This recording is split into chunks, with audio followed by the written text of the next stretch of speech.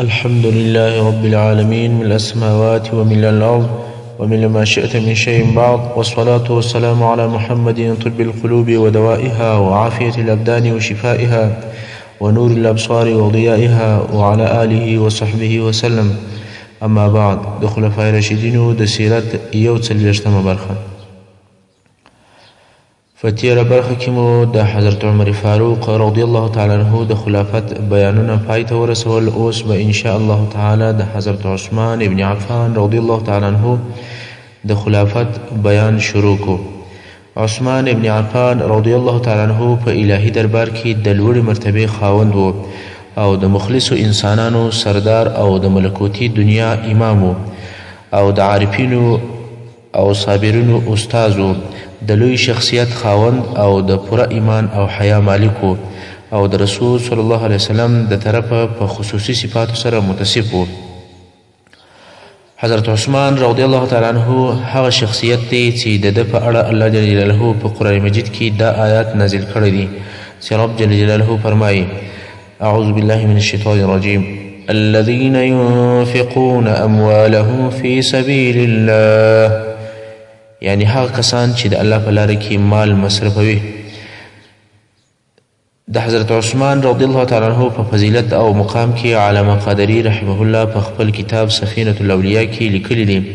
چې رسول صلی الله علیه وسلم وفرمایل چې د حضرت عثمان رضی الله تعالی عنه په شفاعت به او یا زره داسې کسان جنت ته داخلیږي چې د دوزخ اور به ورته واجب وي. په بل حدیث شریف کې رسول صلی الله علیه وسلم مبارک فرمایي چې هر نبی لره یو دوست او ملګری وي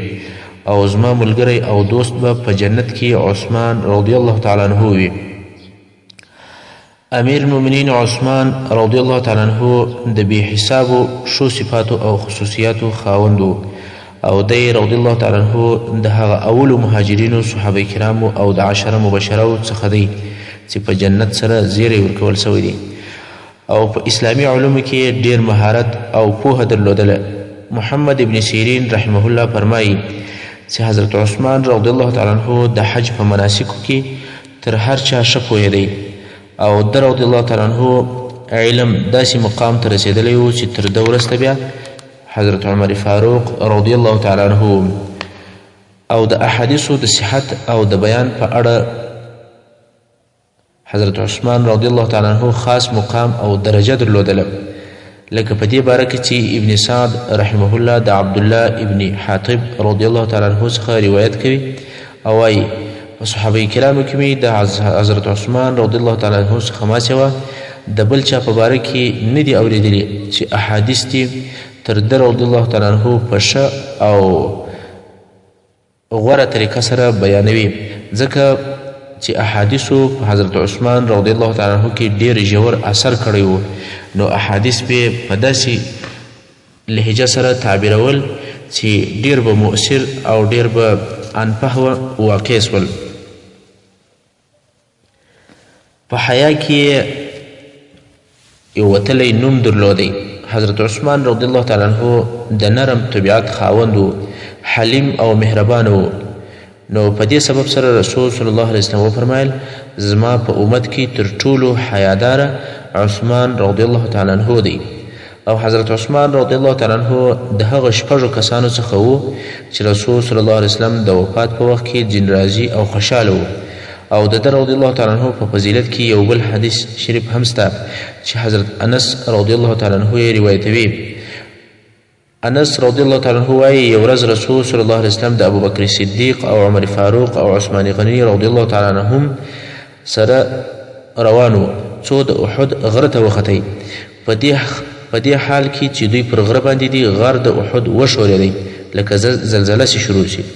رسول صلی الله علیه وسلم وفرمایل مه ښوره ای د احد غره، پر تا باندې نبی او صدیق او شهیدان ولاړ دي. دلته د صدیق سره ابوبکر صدیق او د شهیدانو سره عمر فاروق او عثمان غنی رضی الله تعالی عنهما مراد دي. او رسول صلی الله علیه وسلم د حضرت عثمان رضی الله تعالی عنه څخه ډیر خوشحاله او راضي و. ابن عساکر رحمه الله د ابو سعید خدری رضی الله تعالی عنه څخه مرفوعا روایت کوي چې رسول صلی الله علیه وسلم دعا وکوله او په دعا کې وویل الله جل جلاله زه د عثمان رضی الله تعالی عنه څخه راضي یم، ته هم ځین راضي سې.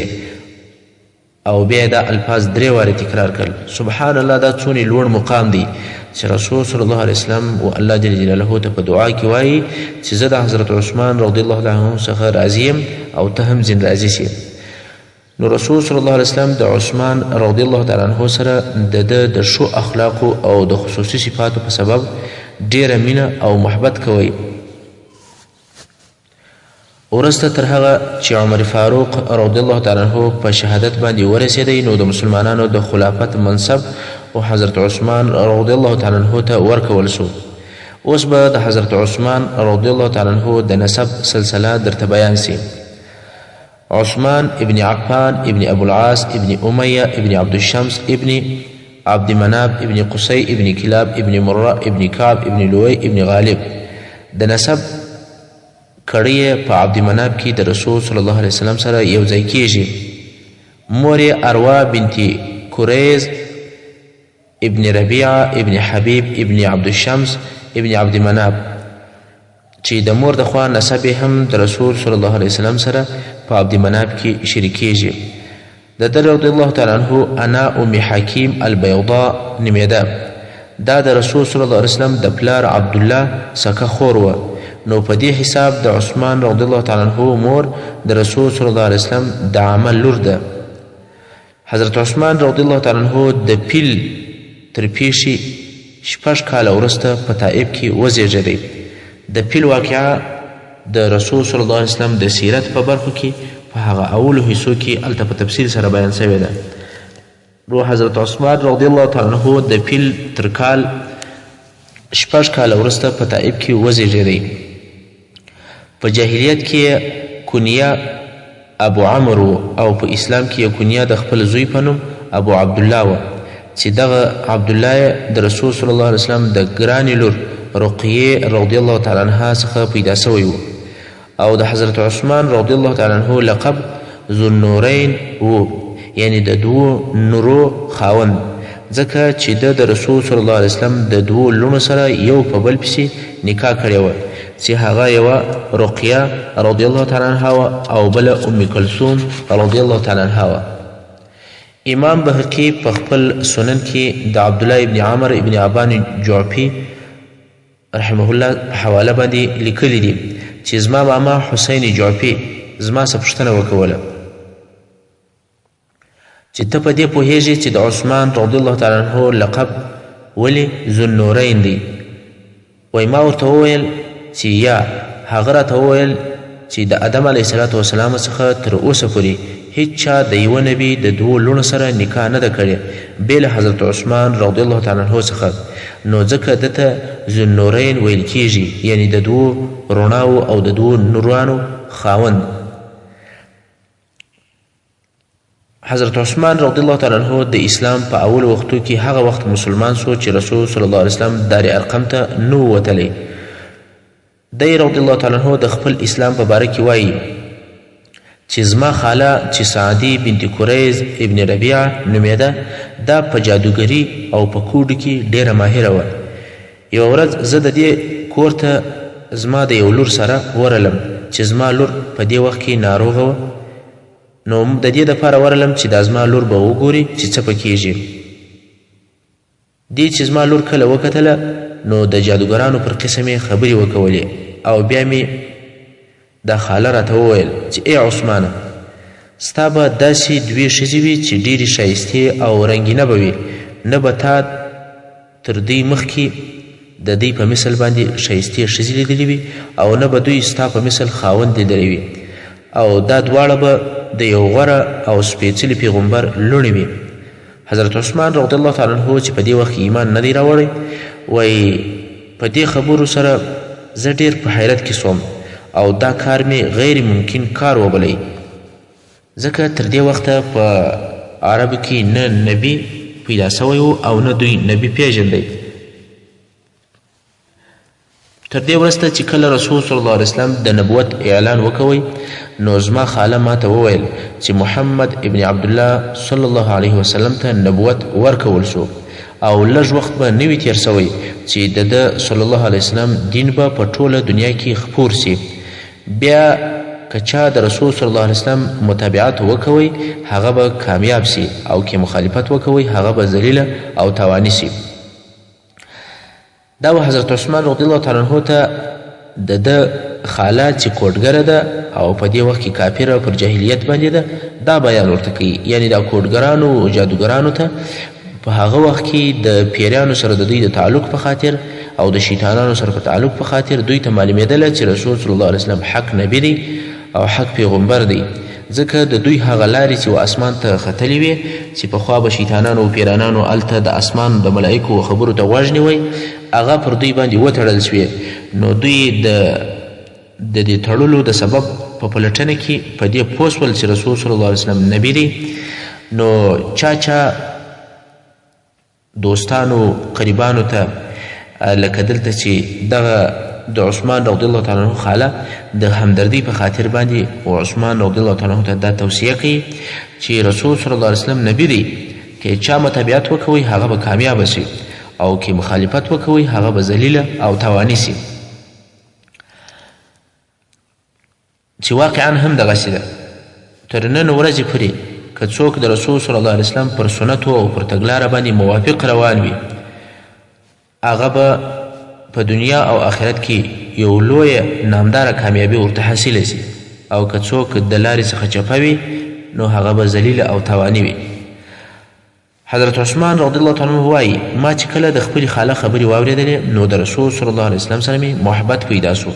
ابوبکر صدیق رضی الله تعالی عنه په دې وخت کې زما پخوانی دوست او اشنای و، د ډېره وخته مې دوستي ورسره درلوده. هغه ته ورغلم او د خپلې خاله خبرې مې ورته وکولې.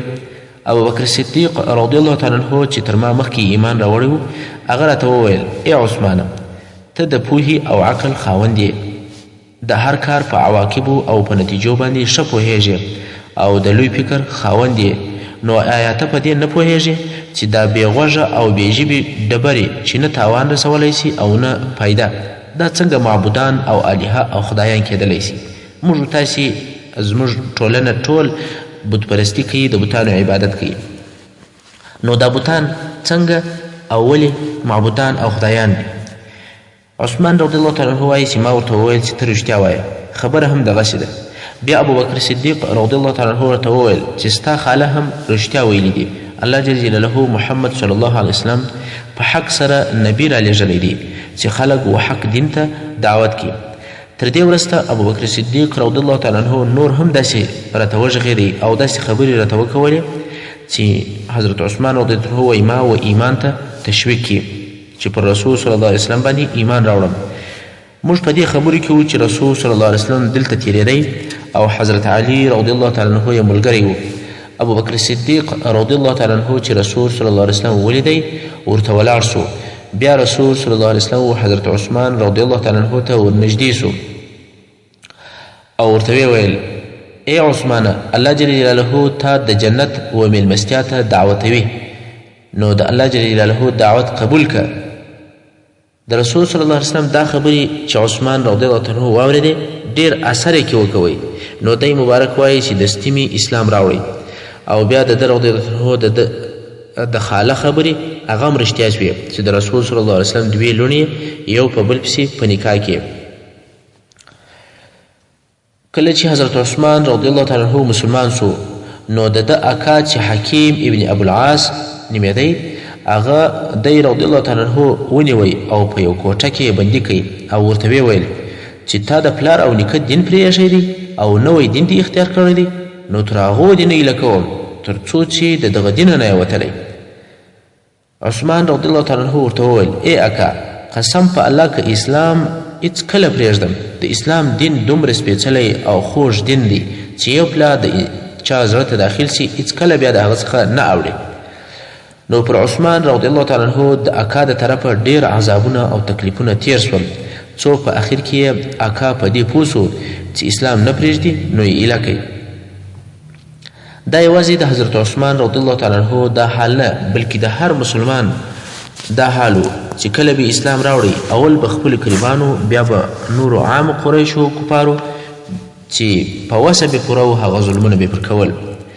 که څوم عثمان رضی الله تعالی عنه په خپله کورنۍ او په خپله ټولنه او علاقه کې شریف او د لوړ خاندان او د لوړ نسب خاوند و، د لویې کورنۍ څخه و، مګر بیا هم وده ته د خپلې کورنۍ د طرفه د اسلام په خاطر دومره تکلیفونه ورسېدل چې زیات ازارونه قبول کړل. اوس به د حضرت عثمان رضی الله تعالی عنه د واده بیان درته وشي. حضرت عثمان رضی الله تعالی عنه د رسول صلی الله علیه وسلم د لور رقیه رضی الله تعالی عنها سره تر نبوت وروسته واده وکړ. مدینې منورې ته چې کله د بدر د غزا د کامیابۍ خبر راورسېدی، په دغه ورځ چې د هجرت 2م کال د روژې میاشت وه، رقیه رضی الله تعالی عنها د خپلې ناروغۍ په سبب باندې وفاته سوه او عثمان رضی الله تعالی عنه د خپلې زوجې رقیه رضی الله عنها د ناجوړۍ په سبب باندې د بدر په غزا کې ګډون نه وکوئ، ځکه رسول صلی الله علیه وسلم چې د بدر غزا ته وتی، حضرت عثمان رضی الله تعالی عنه ته وویل ته دلې پاته سه، د رقیې رضی الله تعالی عنها خدمت او څارنه کوه. د بدر د غزا په غنیمتو کې رسول صلی الله علیه وسلم و حضرت عثمان رضی الله عنه ته حصه ورکړه او بیا رسول صلی الله علیه وسلم وفرمایل حضرت عثمان رضی الله تعالی عنه لره هغسې ثواب سته لکه څنګه چې د اصحاب بدرو د بدري صحابه کرامو کم ثواب دی. او رسول صلی الله علیه وسلم د رقیې رضی الله تعالی عنها تر وفات وروسته خپله ګرانه لور ام کلثوم رضی الله تعالی عنها د هجرت په 3م کال و حضرت عثمان رضی الله تعالی عنه ته په نکاح ورکړه او بیا رسول صلی الله علیه وسلم وفرمایل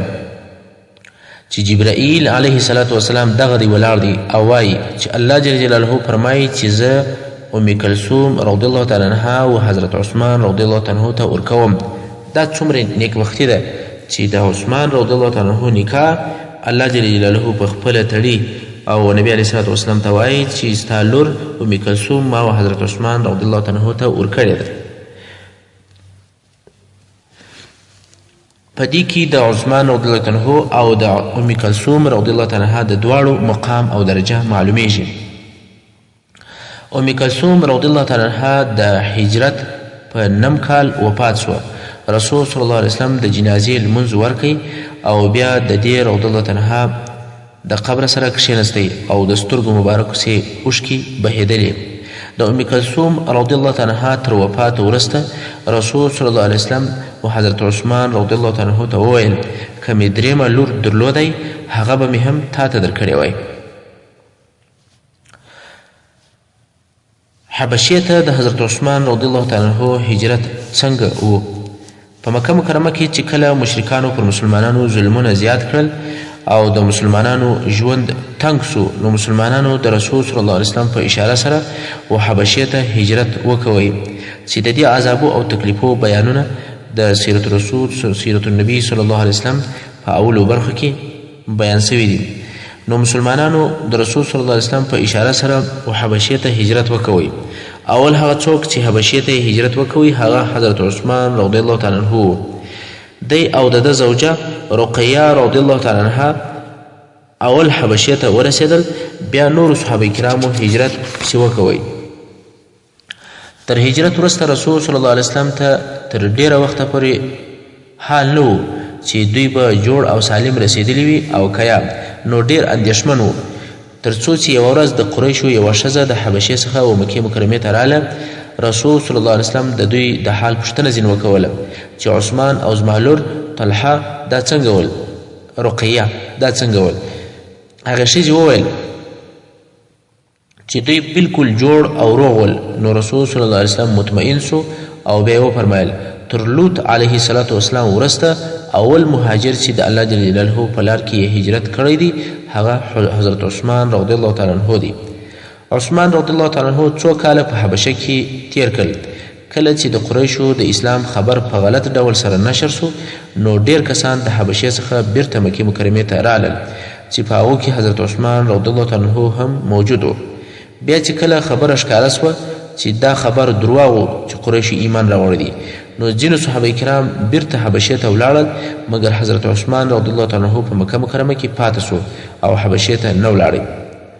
او کله چې صحابه کرامو د رسول صلی الله علیه وسلم په امر مدینې منورې ته هجرت شروع کړي، نو بیا هم حضرت عثمان رضی الله تعالی عنه د خپلې کورنۍ سره و مدینې منورې ته په هجرت ولاړی. مدینې منورې ته تر رسېدلو وروسته چې کله رسول صلی الله علیه وسلم هم لاړی هلته په مدینه منوره کې د مهاجر مسلمانانو د ژوند د برابرېدلو دپاره رسول صلی الله علیه وسلم د مهاجرینو او د انصارو صحابه کرامو په مابین کې ورورګلوي قائمه کړه چې هر یو انصاري ورور چې په مدینه منوره کې خپل مقام او ځای لري استوګنه لري هغه به د مهاجرینو څخه یو نفر انتخابوي او د دوی دوه په مابین کې به ورورګلوي وي. نو په دې ورورګلوي کې حضرت عثمان رضی الله تعالی عنه د حسان ابن ثابت رضی الله تعالی عنه چې مشهور شاعر دی د نبی علیه السلام د هغه ورور وګرځېدی. د دوی دوه په مابین کې ډېره خوږه او د مینې او د محبته ډکه ورورګلوي وه تر داسې اندازې پورې چې کله بیا حضرت عثمان رضی الله تعالی عنه شهید سو حسان ابن ثابت رضی الله تعالی عنه ډېر وژړل او بیا د ده په مرثیه او په مړینه کې یو ډیره د غم او د سوز څخه ډک قصیده او شعر ووایي.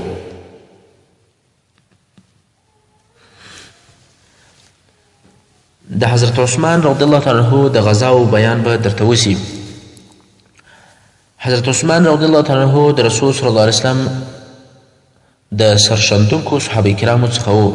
چې په هر قسم قربانۍ سره د رسول صلی الله علیه وسلم او د مسلمانانو مرسته کوله او په ډیرو غزاو کې د رسول صلی الله علیه وسلم سره شرکت هم کړی دی. د بدر غزا د هجرت په 2م کال د بدر غزا پیښه سوه. په دې غزا کې حضرت عثمان رضی الله تعالی عنه د رسول صلی الله علیه وسلم په امر د خپلې زوجې رقیه بنت رسول صلی الله علیه وسلم د ناجوړۍ په سبب باندې په مدینه منوره کې پاته سو لکه مخکې چې مو هم اشاره ورته وکوله او رسول صلی الله علیه وسلم ورته وفرمیل چې تا ته په غزا کې د ثواب او د غنیمت د دواړو حصه درکول کیږي. نو عثمان رضی الله تعالی عنه د خپل حقیقي عذر په سبب باندې په غزا کې شرکت نه وکړي او د ده رضی الله عنه سره 9 نفر نور صحابه کرام هم د حقیقي عذر په سبب باندې د غزا څخه پاته سوي ول چې رسول صلی الله علیه وسلم دوی ټولو ته په غنیمت کې حصه ورکړه او بدریان یې وبلل. تر بدر وروسته د بني غطفان غزا دا غزا د هجرت په 3م کال پیښه سوه چې د ربیع الاول میاشت وه. د دې غزا سبب دا و چې رسول صلی الله علیه وسلم ته خبر رالی چې د نجد په ذو امر سیمه کې د بنو ثعلبه او د محارب مشرکان سره راټول سوي دي او غواړي چې پر مدینه منوره باندې حمله وکړي او مسلمانانو ته لوی تاوان ورسوي. دا مشرکان د محارب د قبیلې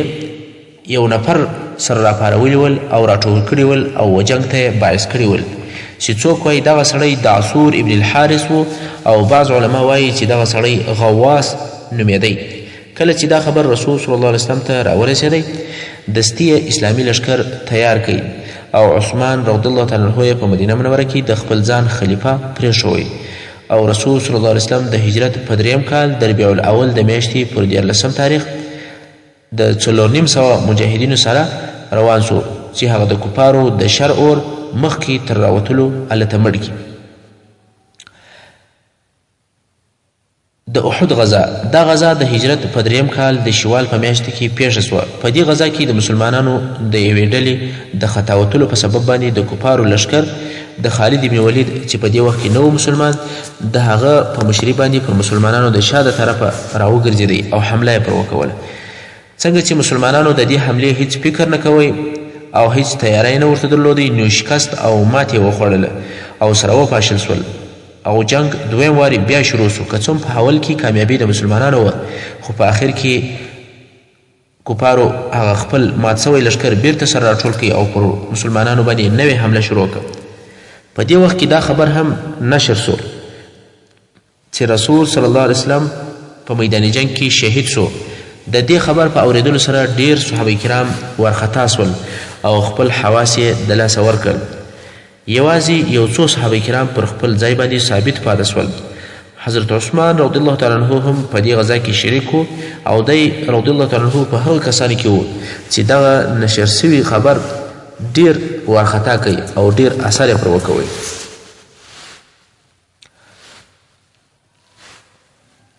محترم اوریدونکو څنګه چې وخت پای ته رسیږي زموږ پاته برخه د سیرت الخلفاء به په راتلونکو حصو کې واوري. وصلى الله تعالى على خير خلقه محمد وآله وأصحابه وأهل بيته أجمعين.